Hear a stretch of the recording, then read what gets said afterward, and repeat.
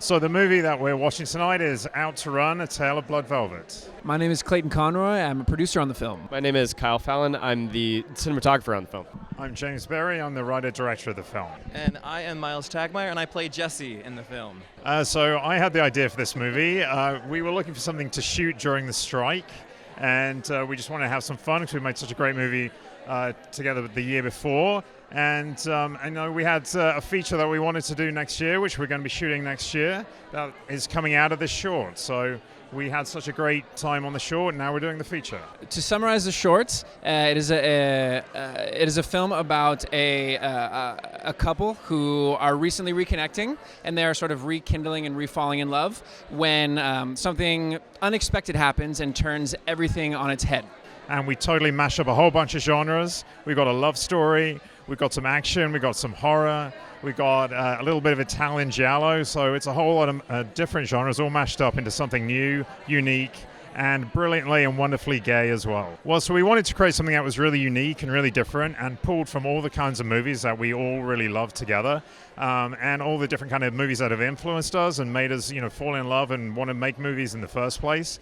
And when you start doing that, you also want to keep people on their toes. You want to surprise the audience. So, you want to surprise yourself when you're writing it and just see where it goes and where the story takes you. And you wanted to have some fun. We wanted to have fun. I wanted to have fun writing it. We wanted to have fun making it.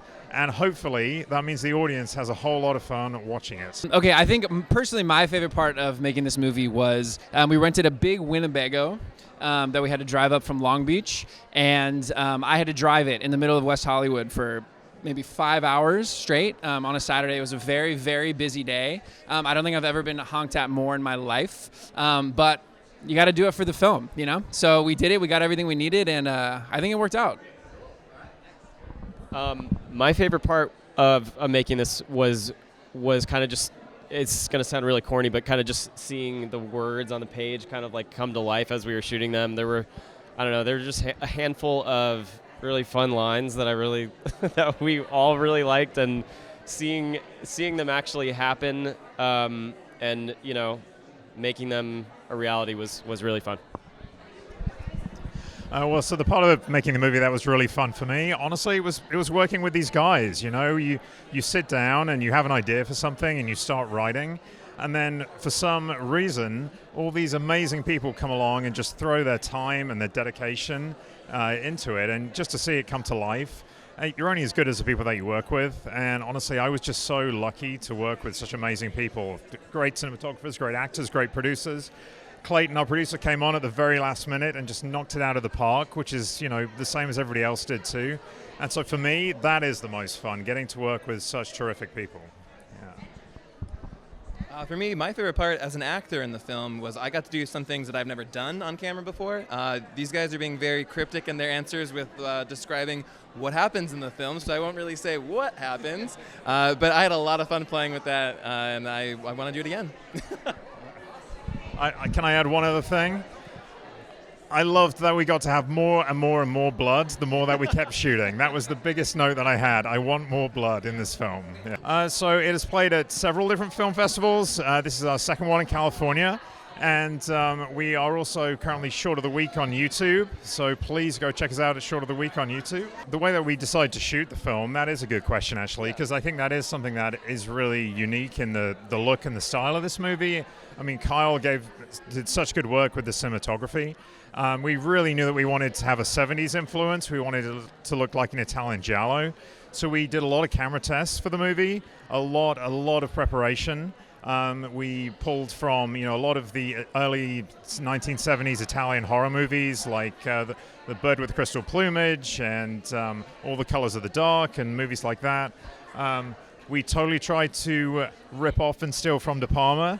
That did not work out.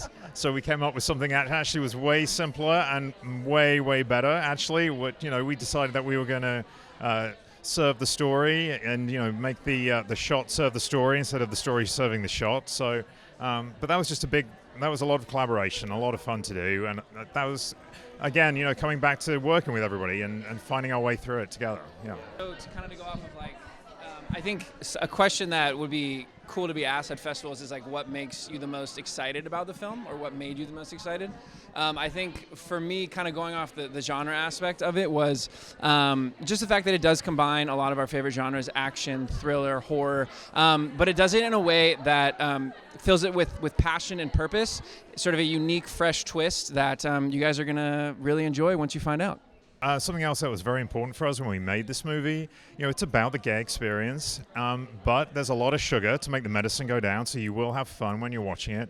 But, we really wanted to create stories and put gay heroes in roles where you don't normally see them. And so it was very important that all the gay roles in the movie are played by authentic gay actors. All the, shall we say, not so friendly people. Can I say this? They're played by straight actors. But, and everyone just threw themselves into it and had fun doing that. But, we really wanted to create opportunities for queer people in queer roles that you don't normally get to see. What advice would you give to emerging filmmakers? I would say learn your craft and work with the best people you can, and always, always, always be learning, and always push yourself. Yeah. This is going to be a very hard one to hear, but in terms of budget, I would say don't feel constricted by budget. Use it as an opportunity to get more creative if you have a limited budget. Your limitations are your strength. Like use them in your advantage.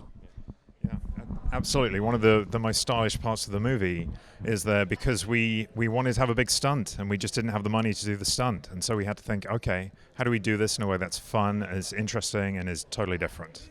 And it came out of that, having no money and no time and so making the best of what we had. Absolutely. Yeah. Like, wait, what's happening? Was that last night? What are we talking about last night? I'm like, no, my movie's called Last Night. Come see it. Last Night. Well, it is about this character's last night alive.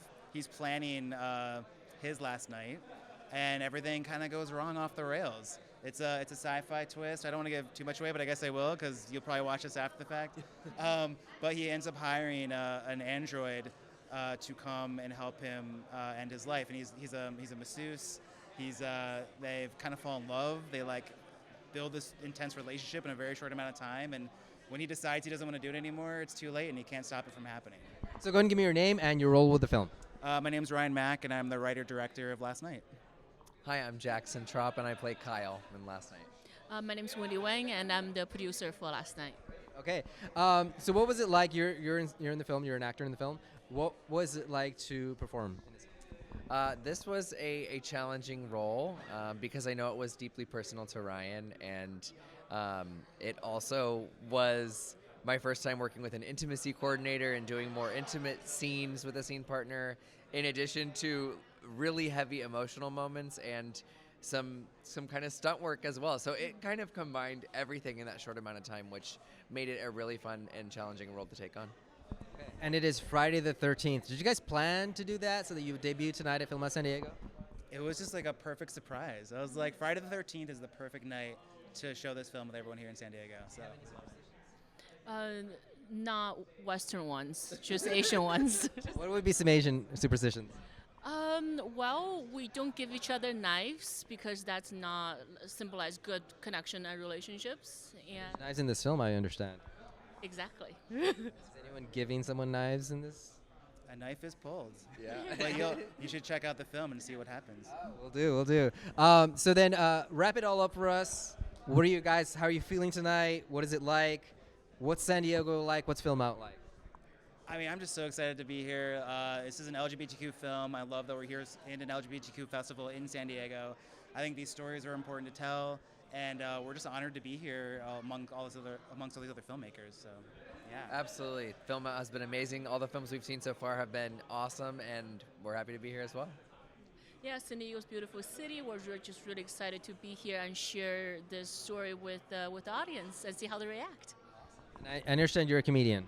I am, yes. I'll be at Ice House Pasadena tomorrow, Saturday, if you are leaving this wonderful festival and want something else to do. All right, cool. Thank you very much, guys. Thank Good you luck. so much. All right, thank you. Thank you. Thank you. All right, welcome, guys. Welcome. FilmOut San Diego. Friday the 13th. What is it like? Friday the 13th, it's a great night for horror, I think. It's a perfect night for horror. Perfect night for horror. It's a good day for camp, too. And what is the name of the movie? There's a zombie outside. That was great timing. Great timing. Perfect. Okay, so go and give me your names and your role in the film. Michael Vrati, I'm the writer and director of the film. My name is Ty. My name is Danny Plotner. And your role in the film? I have multiple roles in the film. Yeah. You want to keep it a little secret right now. Okay, that's good. Mysterious. What was my name again? Yeah. Ollie. Yeah. Jinx. See, I knew it. It was yeah. Very good. All right, well, tell us a little bit about There's a Zombie Outside. There's Zombie Outside is a movie about a man whose identity is really caught up in the world of cult films, and he's also sort of struggling with his place in it. And at a certain point, he starts not being able to tell the difference between fact and fiction when he sees a monster from one of his movies for real. And it's someone we're very familiar with FilmOut scene very often. Who is that? Ben Bauer, who I know is a regular alumni here of the festival. In fact, a couple times Ben and I have been here with projects we've done together. He is currently having a wonderful time somewhere in Europe, but he sends his love. Awesome, that's fabulous. What was the best part of working with this film? I think I really loved working with everyone here. You know, that was the best part. And I think originally I wasn't even supposed to be a part of the project, so I'm just super thankful to be brought on board. Yeah, this is a great experience for me. Okay. And what about you? Honestly, the same thing is that I had different aspects in the film that was fun. So I worked with Ty, I worked with other people, and then it's, like I said, it's kind of a movie within a movie. So there's different aspects of like actor playing an actor, which is really fun. So then you got to see different aspects of not only my character, but what it's really like in Hollywood. So it's fun to like play with that aspect of it too. So what's the secret to playing with this genre?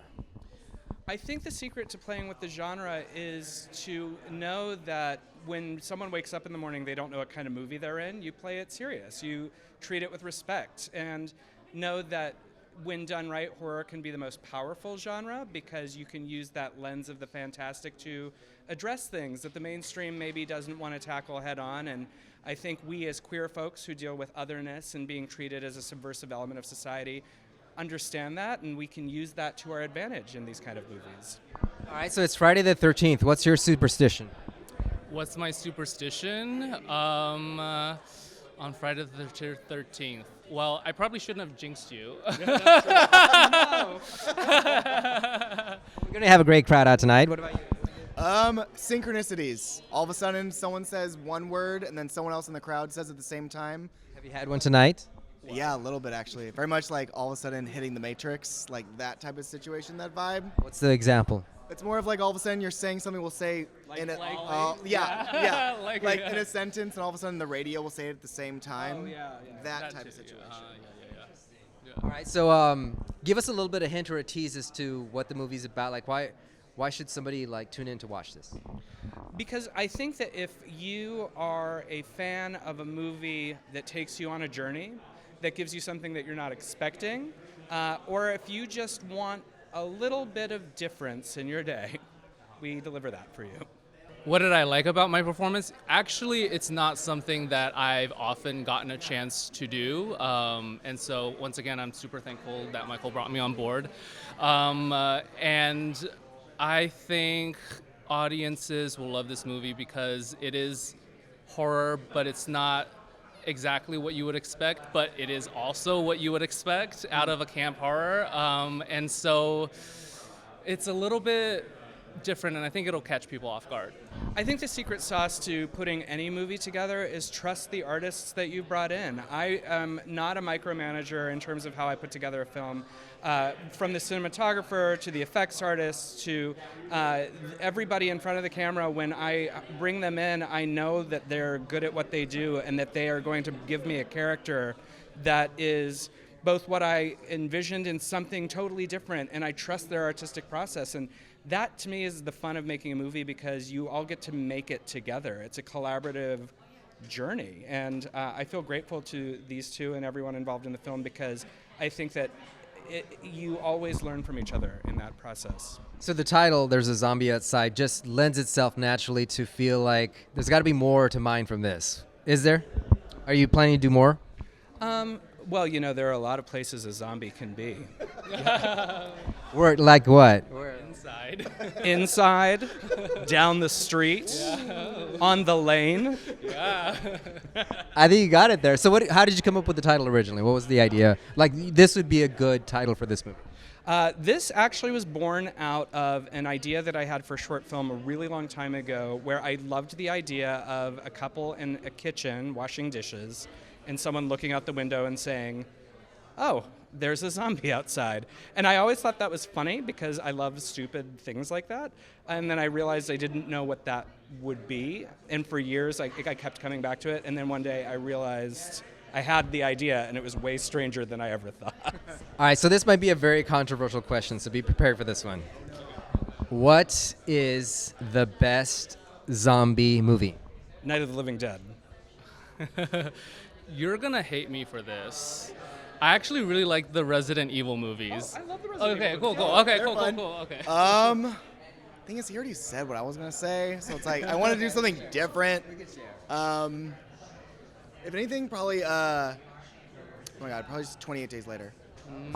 I'm going to agree with you on that one. Personally, that's one of my favorite. But I love the zombie genre. How does it? Are zombies gay? I think zombies can be gay because, well, one, we made a gay zombie movie, but zombies are liminal creatures, and that means that they're neither living nor dead. They kind of exist in two places at once, and they belong to nowhere. And I think that queer people can feel like that in society. They deserve to be accepted. Yes, absolutely. I mean, was that not what Warm Bodies was all about? I think was all about accepting the undead Americans. But I think that zombies as a subgenre, I mentioned Night of the Living Dead, George Romero very smartly understood that zombie movies are rarely about zombies. They're about cultural critique. Night of the Living Dead is about the civil rights movement. Day of the Dead is about consumerism. There's so much that you can do. Our movie is just about the queer experience. What do people say when they watch this movie? How do they react? What do they come out with this movie? What do they ask? Well, how dare you? No. I get a lot of questions about why a zombie, and of course, for all the reasons and more that I just listed, I'm ready to answer them. So. Do you like fast-moving zombies or slow-moving zombies? I mean, as a fan of the Resident Evil franchise, I do love fast-moving zombies, but as a human being, I would probably prefer the slower ones. I like the slower ones. I think the slower ones are cooler. Yeah. You can run away from them. I mean, I would hope, yeah. Anything else you guys want to add? Just happy Halloween and happy Friday the 13th, Yeah. and be careful when you go out. Exactly. All right. So everyone should come and watch. Absolutely, Yes, yeah. Here at They should come and watch. There's a zombie outside! Thank you. Who's who? Let's just do that. Yeah, hi, Michelle West, director of Lesbophilia. Hey, I'm Maya Nolly. I was a co-producer and actor in Lesbophilia. Tennessee Martin, writer and producer of Lesbophilia. Okay. Well, who can talk to us? What's Lesbophilia about? We'll go to you.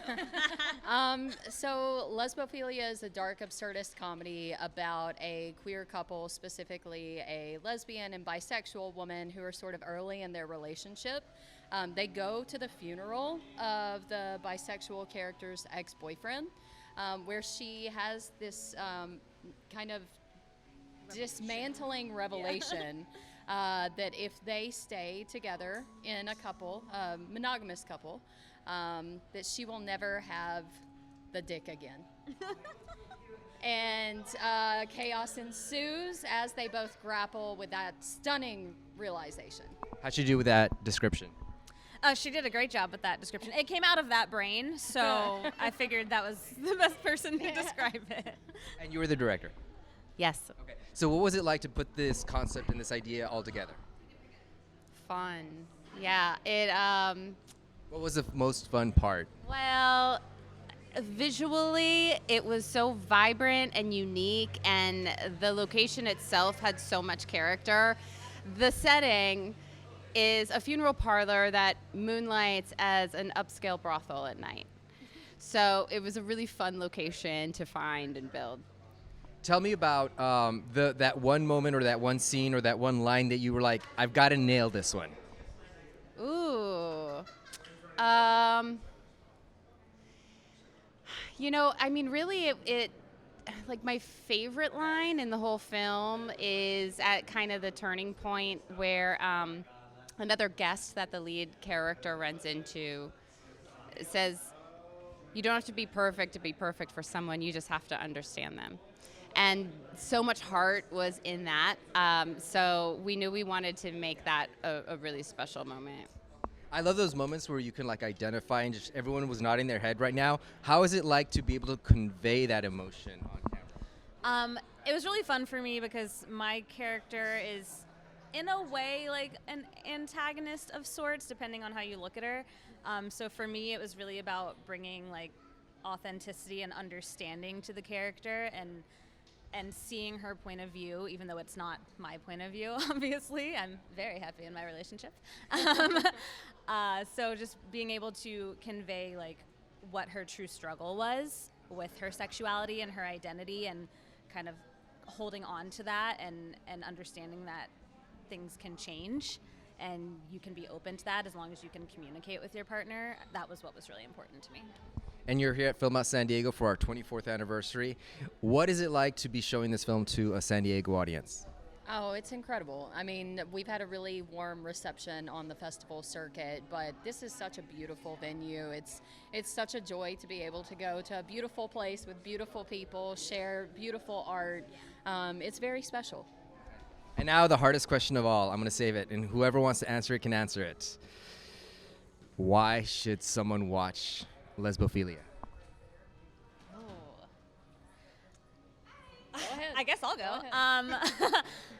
I think people should watch Lesbophilia because it's a piece of work that's going to really challenge you and make you think and make you have to open your mind, because at first glance you're like, what?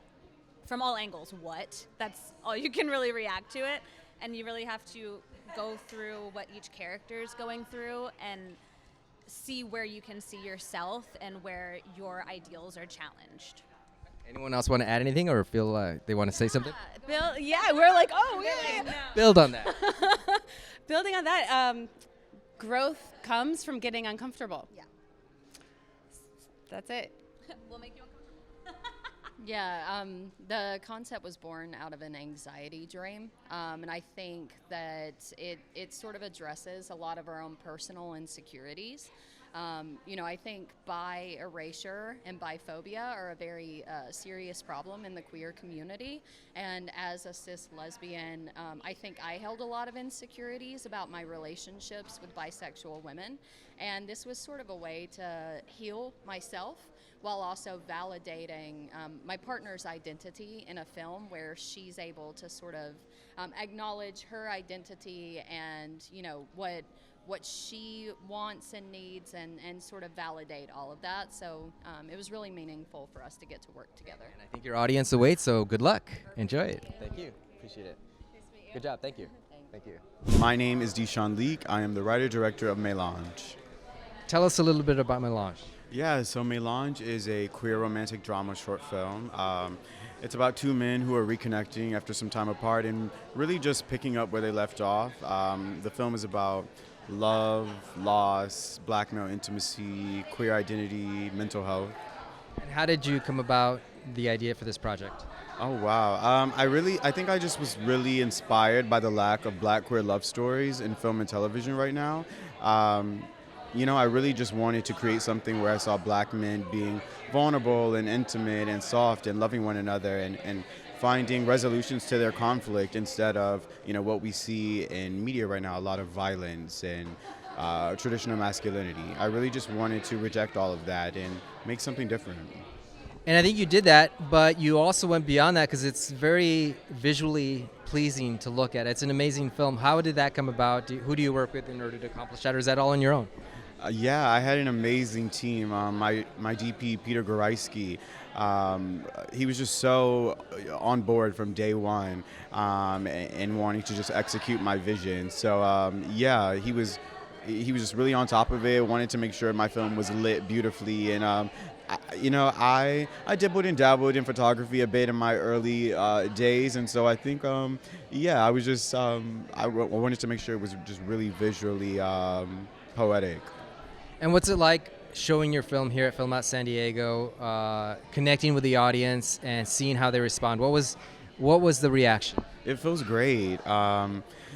I would say I'm a first-time director. I've done, smaller projects, but this is my biggest project. And so, yeah, it feels so great that all of these festivals are just honoring my film and, giving me a platform to showcase it with the world and have this conversation about the importance for intimacy in Black and LGBTQ plus communities. And, yeah, I'm just so honored and grateful and happy to be here. It feels really good that it's resonating with people. Yeah. What do you want to work on next? Like, what is you're saying that you want to connect with more Black characters? What would you want to see as a feature length? Ooh, so next, I want to make a couple more shorts. Really, just continue to refine my voice and make my mistakes as an artist now before the pressure of making a feature. But and I also want to expand a bit more. I'm really passionate about love stories, and so Of course, I'll probably write more romances, but I also want to write about friendship and family, platonic love, and really just kind of expand my voice a bit. What's the secret to a good love story? Ooh, the secret to a good love story? Oh, wow. What's your secret sauce? Yikes, what is my secret sauce? No judgment. It was really important for me to approach this story and these characters without judgment, especially as a writer and even with my working with the actors. I really just wanted us to have grace for these characters because love is hard and love is all that matters. We're as human beings, we're here because of love. Without love, we wouldn't survive, and without love of our planet, we won't have that. So love is all that really matters. And what artists or movies have inspired you to become an artist and movie maker? Wow. I go deep. I know, right? You do. You're fun. I was really inspired by, so many people, really. This is hard. Marlon Riggs, Patrick Ian Polk, Rodney Evans, Wong Kar-wai, Sofia Coppola, Charlie Kaufman. I really find inspiration in so many different artists. R&B music, Langston Hughes, James Baldwin, so many. My therapist, he's not an artist, but he... He's created you. Yeah, he was the catalyst really for me making this film, yeah. So how challenging is it to make a film? Oh God, this was one of the hardest things I've ever done. It was so stressful. As the writer, director, executive producer, the project was self-funded. I did get a small grant, so shout out to Infoco in the Bronx. It was hard. Bringing all these people together, and I'm really introverted, so I really had to step up and use my voice. That's something I'm learning to be better at, using my voice. I really feel like I'm just finding my voice, so I hope to continue using it and being confident. So. All right, that strikes me as crazy because introverted. You look amazing. You're speaking through your clothes and your look. I mean, and then your movies. Yes, that's why. I mean, I use fashion to express myself because. What are you saying today? I wanted to show strength and power today, all black. Mm-hmm. No, that's excellent. That's excellent. Anything else you want to add that I didn't ask? I don't know. This is my introvert coming out. But you, as an introvert, you've always you put a lot of thought into your work, and you really want to sometimes speak out when you don't feel comfortable in public. But you do these Q&As too. How does that feel? That's been new for me. It's called alter ego. I've really been getting into my alter ego. I have to find a name. My stepmom is like, we have to come up with your alter ego name. But just knowing I have to speak to my work. I'm going to have to always do this. I'm going to have to be pitching work. And, as my projects get bigger, I'm going to have to be bringing more people together. So I just got to get used to talking. I got to get used to it. So one day another introvert will come up to you and be like, you helped inspire me to make my next film. How would that feel? That would feel like crazy. But I'm glad that I inspired someone on this earth. Okay, so go ahead and give me your name. Jessica Q. Moore. And your movie? Once and Again. Once and Again, and tell us a little bit about Once and Again. So it's about a woman who sees an old flame across a train platform, and fantasy ensues. And well, the ending, I will leave the ending for people to see. Okay, cool. How did you come about the idea for this movie? So I was getting my master's in City College, and there was an assignment where we had to pull 3 things out of a bucket. So it was a color, a mode of transportation, and an object. And I got scarf, yellow, and train. And I had already sort of been thinking about this idea before I had picked these things, but it was a 3 elements assignment, and the 3 elements like really helped enhance and flush out the story. So you took 3 just ideas, random ideas, and turned it into a movie? 3 elements, yes, 3 elements of something, and turned it into a little 4-minute micro short in the train stations of New York. Okay. And where are you from? New York. New York. So you're from New York all the way to San Diego. Yes, first time in San Diego. And what do you think so far? I actually really like it so far. What do you like about it? I've only been here like a couple hours, but I went to Hillcrest, which is Google says it's the neighborhood, so I was like, I have to go there. And I passed by a restaurant. I was just like, oh, hey. And someone was like, hi. So, like, people seemed nice, and the food was really good at Hash House. And So it's not like New York in any way. no, there's palm trees. There's so much space. Like, there's a whole space for this museum in a park. It's How big is the park? I mean, it doesn't compare to. How does it compare to Central Park? Central Park is like from 59th Street to 110th, so it's about like 50 blocks. Balboa Park seems about that size too, but like Balboa Park is extraordinarily beautiful. It seems like there's waterfalls, there's fountains, there's fountains in Central Park, but like this is just different. I know your eyes are like seeing something brand new. I love it. Yeah, I know. It looks like you're being inspired for another movie in some way. Yeah, I know. If there's like grants in San Diego that will have me, like I'll come over. Make your pitch right now. Okay, so San Diego, Balboa Park, lovers meet. Chance meeting in Balboa Park. Chance meeting, and then one of them turns into a dog. A dog. I see. Oh, that's a good one. That's a good one. I like it. So, and how long has this movie been out? So it's been out since 2023. I started submitting it into festivals, so we finished the coloring and everything. And yeah, it's been out since 2023. And how did it come about as far as like your vision? Did it turn out like you expected? Were there challenges along the way? Was it what you wanted it? Does it feel like you hit it?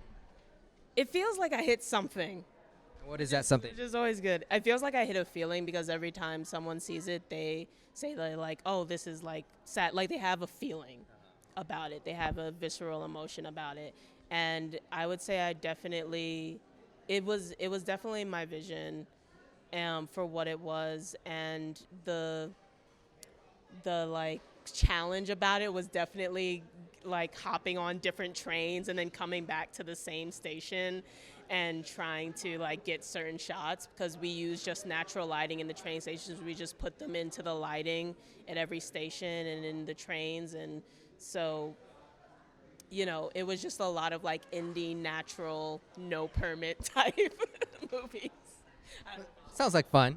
Yes, it was really fun. It was really fun. And Sharon, the actress, and Carolyn, the other actress, they were very excited to hear that the film has gotten some traction in different festivals. It's playing at Cinema Diverse in Palm Springs next week.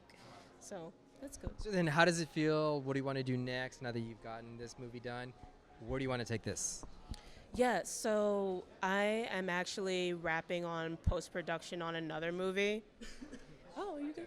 Yeah, I'm wrapping post-production on another movie called Purple Patrol, which is about a queer vigilante group that summons an otherworldly being to help protect the queer community in the city. And hilarity ensues, I guess. Yeah. So then what do you see as, what would be your advice to other filmmakers who want to do what you do? Just make the film.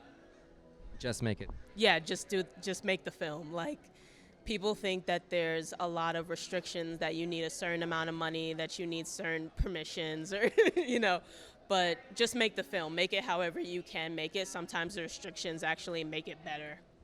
Actually, I have one thing on my board, my vision board, that I wrote down. It's called "Don't Get It Right, Get It Written." So it's kind of like, don't wait around, just shoot it.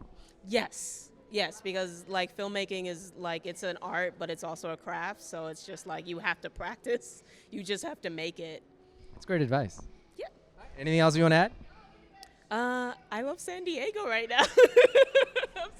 And you love FilmOut. I love FilmOut San Diego especially. And why do you love FilmOut?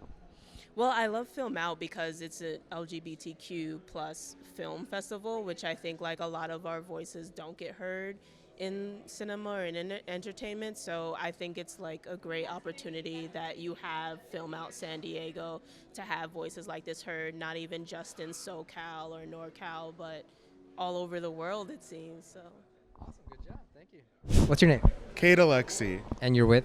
Pit Stop. What's Pit Stop about? Pit Stop is about two guys who meet over Grindr in a car outside of one of their houses, and what starts off as what's looking to be a purely physical thing leads to a deeper connection. And they both leave with their point of views slightly altered. Is this based on a true story? The actual situation is not, but the relationship dynamics are. And how did it come about? I, over the course of a year, was writing down phrases. I knew I wanted to make a picture about two strangers connecting, and then over time, like I found the situation, and then I had a holiday break, and so in about a week, I wrote the whole thing over Christmas. And what was it like to put it all together? What was any challenges, pitfalls, or did it come out better than you expected?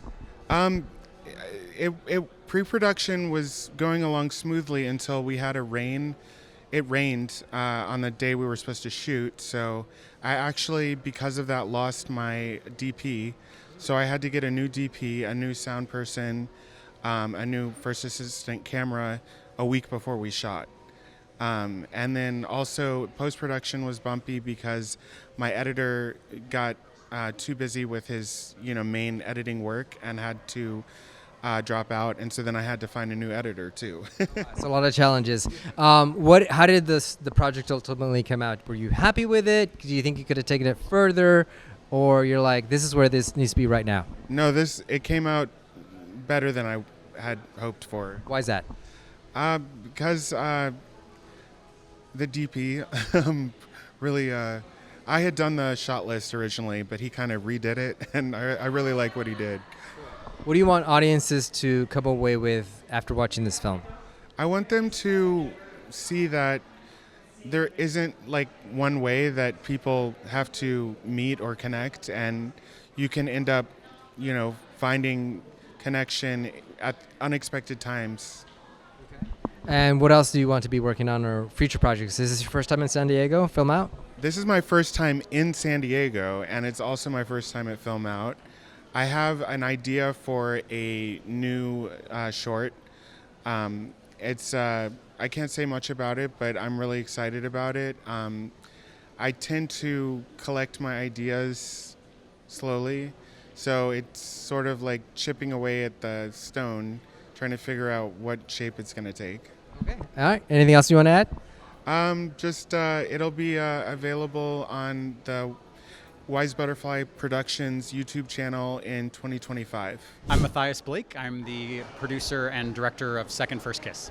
All right, tell us a little bit about Second First Kiss. Yeah, so the idea of the film is a little bit of queer conflict, but queer celebration and joy. So two men who go on a date, one of whom is very experienced with dating men and one who is very not, and the kind of crunchiness that ensues as a result of that, and how they reconcile their relationship knowing that and kind of the forefront. So. And at what stage are you right now on your filmmaking career? I'm pretty new in the filmmaking career. I've been an actor for a really long time, but started to dip my toe more into directing and producing just to be able to promote voices that are not my own. I really love being a part of projects that I think are important stories to tell, but are not always ones that they're ones I resonate with, but not my story.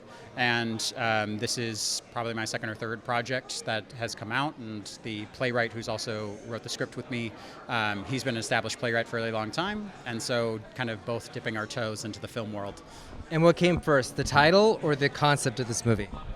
That's a great question. I would probably say the concept. The playwright is a very close friend of mine who this is kind of his story in a lot of ways, a lot of his experience with dating men, and I would say that he's very well known for writing short plays rather, and he usually participates in NaNoWriMo and November, and I think this is one of those shows that was really near and dear to him because it represents his own life. So I would think concept before title. Awesome. And so then you just showed the film, and what was the reaction? What did you think? How did people respond? It was really lovely to hear people laugh. I mean, we knew it was a funny show, or funny short, and showing it amongst my friends, it was really lovely and endearing to catch their love and attention for it, but to hear an audience really resonate with it and to talk to a few people after the shows was really, really gratifying, and I feel very grateful for that. What was going into the movie? What was your expectation, and coming out of it, did it live up to your expectation, or was it like, oh, I did not expect that? I definitely didn't expect that nearly as much. We really jumped into it very fast. It was a lot of pre-production on the fly, and we filmed in a single day. It was less than $600 for the budget, a lot of friends who were willing to donate their own equipment and their own time. We were fighting the sun all day, and so it was a lot of run and gun. And for it to come together, and thank you to my beautiful friend Jeff Pascal, who is the editor, where we already felt it coming alive while we were filming it, but the edit is really what leveled it up. And I'm really grateful for the production team that I had, and the director, photographer, and everybody on the project, because it came out so much more beautiful than I think I was imagining in my head first go around. And so it's really great to get in front of an audience who can kind of confirm that same feeling.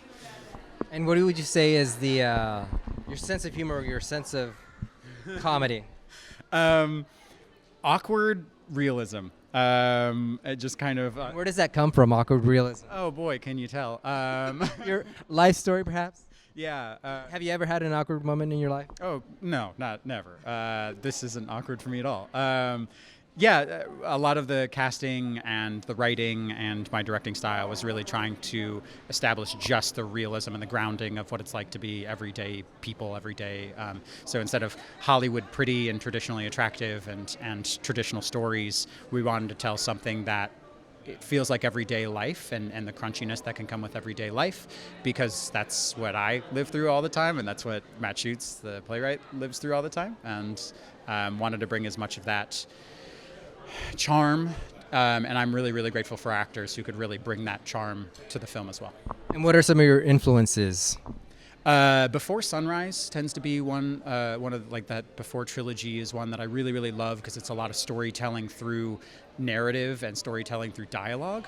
As powerful as I think telling story on film through picture is, and how much I love film, I come from a theater background. So letting the actors do their work, letting the script do its work, is a lot of the style that I lean into when I'm directing, is casting people who come from that theatrical background where the actors will tell the story.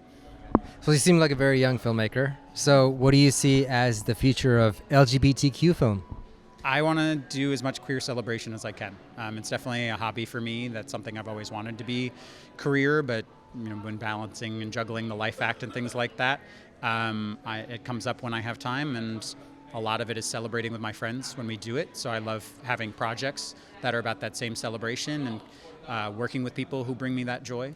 And also very much invest in wanting to work with new people every time we make a project. Matt Schutz and I really believe in bringing in new people every single time we make something, so that we can grow our communities and continue to spread that joy.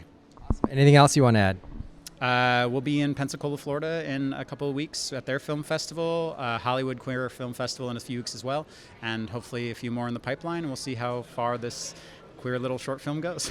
Okay, thank you. Thank you. Appreciate it. Welcome, guys. Can you give us your name and your movie? I'm Alan Brooke. I'm the director of EKG.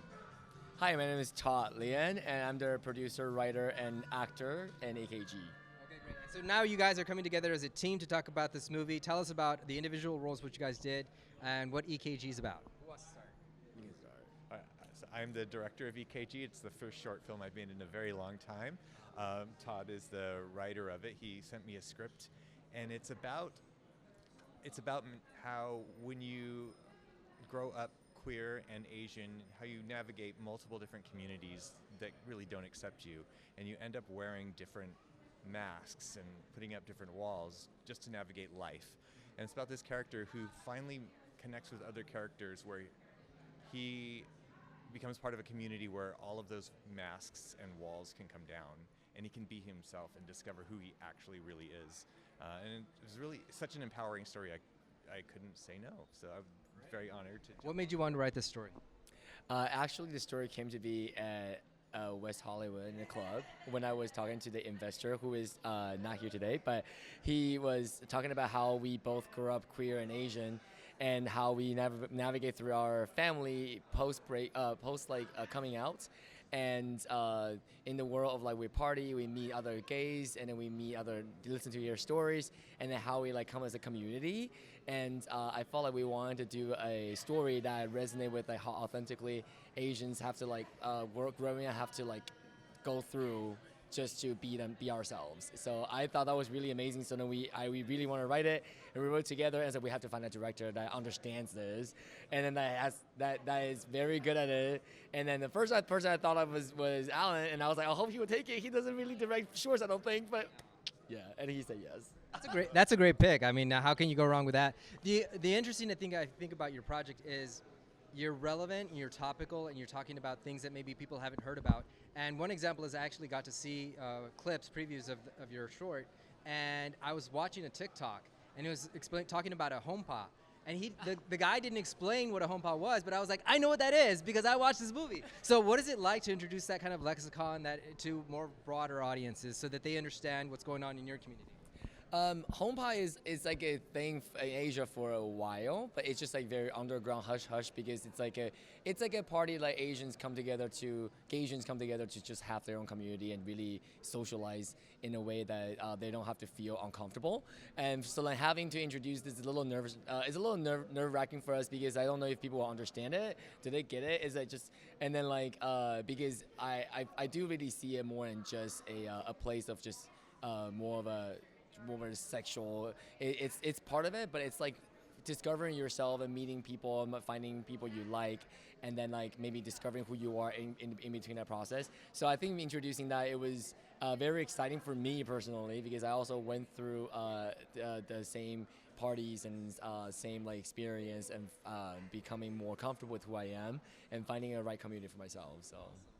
And Alan, going back to the previous question, why did you take on this project? Why did you decide to take on the project? Well, I love stories that, like, my whole thing is about telling LGBTQ stories and stories that center people of color, and stories that elevate and celebrate that experience, that don't really focus on our trauma, but more how we deal with it and break through with it. And this was just a perfect example of it. And I'd been wanting to have a film that had some sexy queer Asian men at the center of it too, and so that was another. We need more of that, right? Yes. Okay, so what are we going to see? What more are we going to see? What else do you have cooking? For EKG, you mean? For EKG, do you think you want to expand it out? Do you want to do more stories like this? Do you want to do a spin-off? I don't know. What do you think? The investor for EKG right now has already sent me like outline ideas of what he wants to do next. Even though we're struggling finding more letters at the moment, it could be ABC, A to Z. I'm not sure, but just to kind of go with the same theme. But I think there are definitely way more stories to come because there are so many aspects of being queer and Asian, and then like post coming out, and then the family dynamic, and then I think it would be really exciting to bring more like maybe the dating scene, maybe the what comes after, and then how they navigate together. And that could be a very cool story too. So we're thinking about it. We definitely have a outline that we are thinking about trying to get it out there. Well, let me ask you a question then. What one thing, each of you, thinking about it, would you want to see change to improve things in your community for either visibility or for acceptance? What are you looking for? What do you think is the key that needs to change? Well, first and foremost, I think getting rid of Trump just off of the scene will be helpful for all of our communities. That's the first thing that came to mind when you asked that. I think this is a hard question. It's a deep question, right?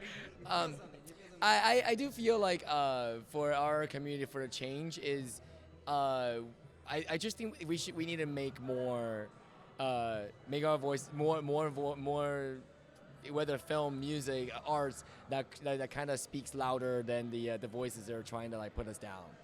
And going to back to the short, I think there's a little bit of a style. Maybe it's your type of style. How do you achieve that look? There's something about your movies that have, I guess, a little bit of a rich color, a lot of attention to detail. Is that why you picked them? Yeah, because I mean I've seen a lot of his work, and I was an actor in one of his boy culture as well, and then I know he has a lot of like visual concepts of like to create beautiful pictures and frames, which he did in this movie, and which I think a lot of people can like borrow from, I don't know, or learn from you, like other filmmakers should. I like making things beautiful, and it's not always truthful, but it's what I like, and this script just had so many opportunities to find beauty in this world. I have to credit though our director of photography, Yu-Chun Lee. He really made everything beautiful. I just kind of described what I wanted. I don't know how to do it. He knew how to do it. He made it gorgeous. And how do you see the reaction from audiences, both within the Asian community and outside the Asian community, to this story? Can you say it again? The reactions. I asked them to stop, but they don't. They said, "Oh, we'll come over and we'll whenever." There's music playing in the background, by the way, if you can't hear it. But we can barely hear ourselves right now. But reactions from the Asian community, the audience that maybe you're trying to reach, and maybe other audiences that are outside your maybe target demographic.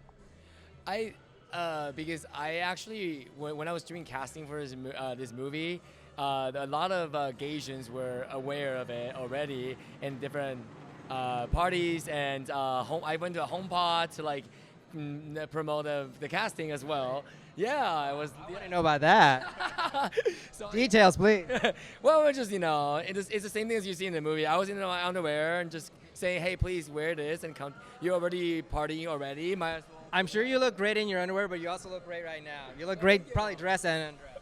Thank you.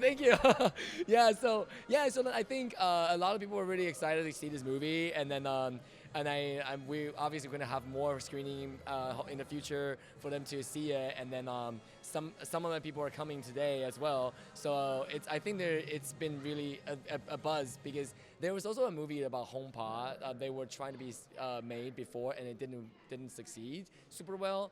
And I think that a lot of there's a group of like Asians in Australia that know about this film. They wanted me to bring it over because it's really. So you're going to Australia? Well, I hope so. We'll see. All right, so I guess just to wrap up the questions, and final one, or if you want to add whatever you want to add, what would you say coming out of this experience that was the moment that you thought, this is really cool, I really like the fact that we did this? For me, it was day one, walking onto the first shooting day of our on set, and to see this entirely Asian crew. And it was the first time I've worked with that here in the States. And that we were all making a queer movie. So it was like these crosswords of Asian and queer all here to make this movie. And we started shooting it on May 31st, which was the last day of Asian History Month, just before the first day of Gay Pride Month. So it felt really, incredible that first day. I think for me it was the last day, because I feel like the first day when we're going in, I was just like very fast. Let's get this movie done. We have to do this, and then because the last 2 days we have a lot of like background actors that comes in, and then to see all these people putting when I look far outside of it, just look at everybody coming together making this movie, and then with backgrounds, it's difficult to find background actors that were willing to come in and then show up and then actually do it. And they all came here because they wanted to tell us the story together. And then like I cried when we say it's a wrap for the last day. I was like, oh my gosh, this is I can't control it. I just like cry because I think just because I was wearing a lot of hat and I just don't have time to process it until the last day, realize what is actually happening to this. And then so I was so proud of this, everything together. Just Oh, yes. And you're thankful too. Yes, for sure. I mean, if not, we have so many problems that us all film sets have. But I was just like, how are we gonna fix this? Because some of the problems is just too big, and then Alan just like made it work. I was like, I don't know how he did it, but it's working. So let's keep going. And he's probably the most calm director I've ever seen on set with the problems. It's like he has no problem, but even though he said he was like, he's just thinking a lot in the head, but he just like made it work. That comes from experience. He's really experienced with this. All right, anything else you guys want to add? Well, this is our world premiere, so thank you for having us. We're so excited. I have not seen this with an audience at all yet. So first time seeing it on a big screen too. I cannot wait. Same, I'm excited for this. It's like, it's also, I've never been to FilmOut before, so I'm really excited for it because I've seen him been here before. I was like, oh my gosh, EKG's going. And now you're here. No, I'm here, yeah. And in 2 years, we'll like bring you back and you'll be like a full feature length. Yes. What is it going to be about? Guys in underwear? More of that, yeah. Something like that. Casey on it. Perfect. All right, thank you very much. Good job. Thank you. Okay, so the movie's name is BrainHeart. I'm Noah Wiseman, and I wrote and directed the film. And then I'm Ava Green, and I was an actor, but I also helped specify in the direction of the other actors and their costuming. Okay, so this isn't just any movie. This is a movie that was shot in San Diego? Oh yeah, it was shot in San Diego. It was shot in North County. Just high school friends that wanted to make a movie came together and just did what we had to do. Well, that's not so easy. I mean, how easy is it to make a movie? Oh, not easy at all. Took a long time of just getting things prepared. And You made it sound so easy. Gotcha. I'm a natural. Gotcha. But yeah, I mean, we were fighting so much stuff when we were filming that movie. We were fighting daylight. We were fighting each other. So what was it? What's this movie about? So this movie is about a character who's really struggling internally with his feelings about other boys and other relationships that he makes with boys, and sort of navigating that that part of him. And the person that he's experiencing this with is like navigating it in a different way. Like, I feel like he's very resistant, and they both kind of reflect different ways to have internal conflicts when it comes to romance, especially in the LGBTQ community. And you're here at closing night for FilmOut San Diego 2024. How does it feel to be part of this festival? Is this your first time at a festival? This is my very first time with being in a festival. Never gone to a film festival. First time with my movie in a film festival, so I'm just like... You've never been to a film festival? No. You have one showing in a film festival? I don't know anything. That's unheard of. School film festival. We've done film festivals out of a high school where it was us and a bunch of friends in the same film festival. I knew everyone there. What was the first film that spoke to you that made you want to become a filmmaker? Oh my gosh. Good question, huh? That's a crazy question. But a good one. Do you have one? I do, actually. I don't have one. Maleficent. It's very women empowering. It's very essay, sort of survivor, and like just that feminine energy and stuff really made me want to bring that out in my own films. Less more in this film, but that's just something that really made me like, wow, I want to do this. And I would play it at every birthday party when I was young. Like, this is. Well, what do you want to share about this entire experience that has brought you here tonight? I think it's really just the fact that I'm just a normal high school student, and anyone can make a movie. And if it's about something you're passionate about, or if it's about something in your life, then go for it and make it, and you will go somewhere with it. Very well said. Sorry, what was the question? Is what do you want to talk about the experience that's brought you here tonight? Like, what has gone through your head? What's gone through your mind? How do you feeling? I feel like anything film or art just changes so much who you are, and it's really something to process those feelings. Like, even our characters in the film were part of that community, and it sort of helped them to express like their experience. And so that's what film has always been like for me, and I've never felt understood anywhere else except for my own artwork. And very beautiful. All right, well, we look forward to seeing it tonight. Thank you very much. Appreciate it. Thank you.